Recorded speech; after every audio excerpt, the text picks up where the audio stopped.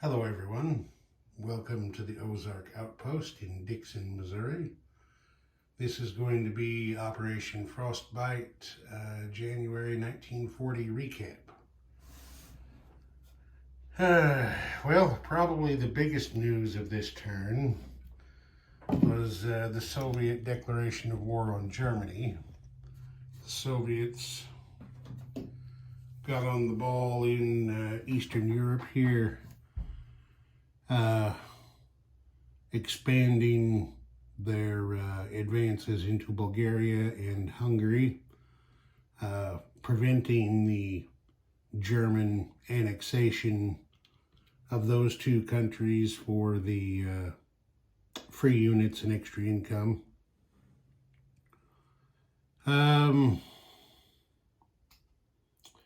Yeah, that and Japan, of course, is liberally kicking ass and taking names in China. KMT and the Chi-Coms both are down to holding, well, now I'm going to change that statement. KMT has units in 2 territories still, whereas the Chi-Coms are holding their remaining units in a single territory. We'll just have to see.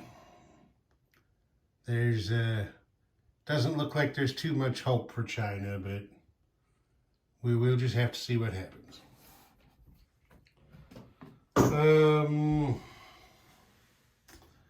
Looking over at the income chart.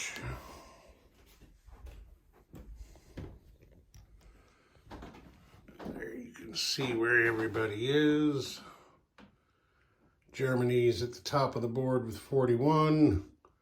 KMT's been knocked off the board. They have 0 income. And you see where everybody else is. We'll just advance this over because it'll be July 1940 when Mark the Shark gets Germany going again. Come over here and look at the tech charts. There's the one for the Axis and Comintern. You can see, the Soviets and the Germans look like they're running about even tech-wise. The Soviets have a couple more completed, but it probably won't take the Germans long to catch up. And then down here, of course, we have the Allied chart. So there's where everybody stands with that. I think what I'm going to do now, I'm going to pause for a little bit, and I'm going to tally some victory points and see where the 3 factions stand at this point. Okay, I've tallied up everybody's victory points, and the result might surprise you. Hang on just a second. Okay. Germany thus far has 2 points. 1 for being in possession of Warsaw and the western half of Poland, and 1 for General Franco's victory in the Spanish Civil War.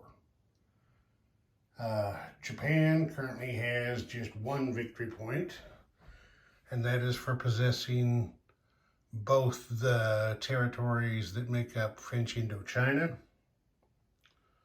Italy, the guys who aren't at war with anybody, are almost maxed out on victory points. They can get a total of 4, and as it stands right now, they have 3. They're kind of tenuous, but they have 3. They have 1 for possessing Albania.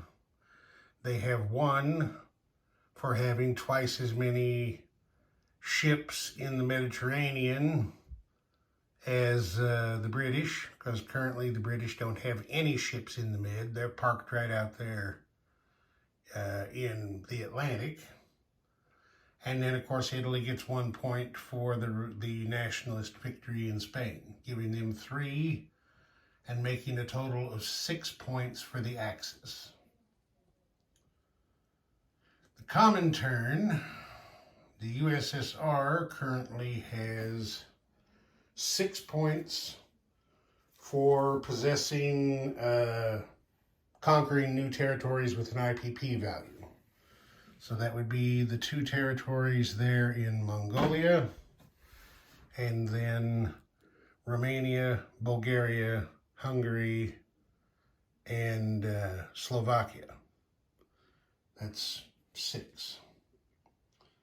The Soviets also get 1 point for being able to trace a supply path by rail from Moscow to Vladivostok. And this one, the way it's worded, I don't think is quite correct, but they still get it. The Soviets have 1 point for possessing an ice-free port. That is defined as any naval facility, I believe it is, or maybe it's a major naval facility in a sea zone with a number higher than 8. Well, Vladivostok right there is a major port in sea zone 38, so that would satisfy the requirement. That gives the Soviets a total of 8 points, and then the Chi-Coms are getting in with 1 point for having 1 unit more than KMT still on the map. So that gives the Comintern a total of 9 points. Then the Allies, the British are getting 1 point for containing communism. The Soviets don't possess any territories in Scandinavia. They don't have Denmark. They don't have anything in Germany or Austria. And, of course, nothing in France or the UK. And then the British have 1 point for maintaining the empire, which they get for being in possession of South Africa, Aden, and Eastern Egypt. FEC scores 1 point. That's all it can get, because it's still holding all the territories required for that. Anzac right now is tallying its lone point for holding all territories in Australia and New Zealand, and not having any enemy ships within 2 sea zones of Australia.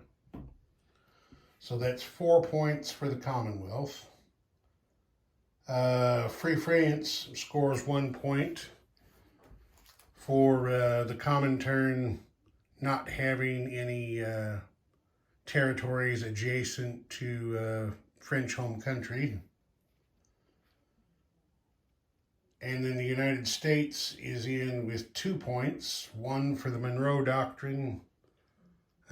Nobody else has their feet in Latin America, and they're still maintaining the empire. For another point, they're still in possession of all the territories they started the game with. So that's 2 points for the United States. And we got there 2, 3, 4, 5, 7 points in total for the Allies. So the Comintern right now is in the lead with 9. The Allies are in second with 7, and the Axis is bringing up the rear with 6. So that's where we stand going into July 1940. Ozark Outpost, over and out.